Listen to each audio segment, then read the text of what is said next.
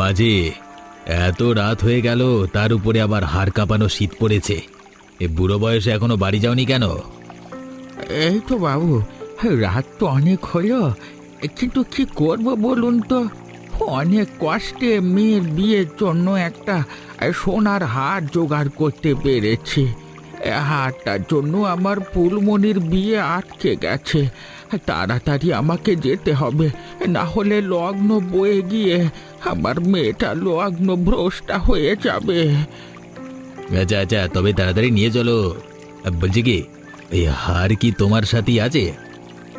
হ্যাঁ হ্যাঁ, আপনাকে আর কি লুকাবো বাবু, আমার সাথী আছে। তবু আপনার মতো একজন ভদ্র মানুষ সঙ্গে আছে বলে একটু ভরসা। এই রাত বিরেতে নদীতে না হলে। তবে রে সালা!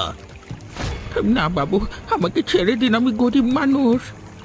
সবাই গরিব, সালা আমিও কি বড়লোক বে? এই তো ন্যাকা কান্নার গোষ্ঠী ষষ্ঠী পুজো করবো আজকে, গলা টিপে এখানে ফেলে দিলে কেউ দেখতে পাবে না। ও বুড়ো বয়স আবার শখ হয়েছে সোনার হার নিয়ে মেয়ের বিয়ে দিবি?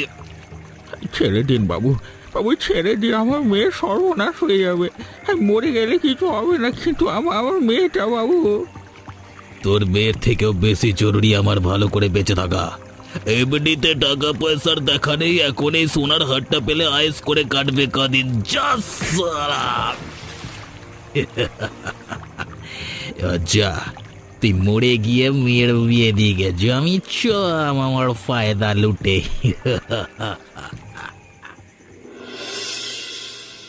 আর আমরা কতক্ষণ অপেক্ষা করব? এই হচ্ছে ছোট ঘরে সম্বন্ধ জোড়বার সমস্যা।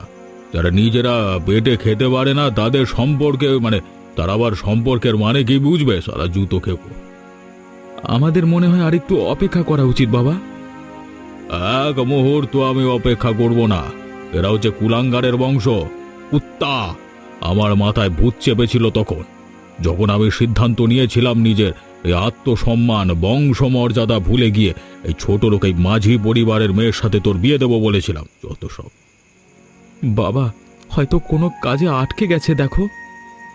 আটকে গেছে না চিটিংবাজি তুই জানিস? আটকে যাওয়ার নাটক করে খালি হাতে মেয়েকে পার করবার ধান্দা করছে, সে আমি হতে দেব না, জেনে রাখিস।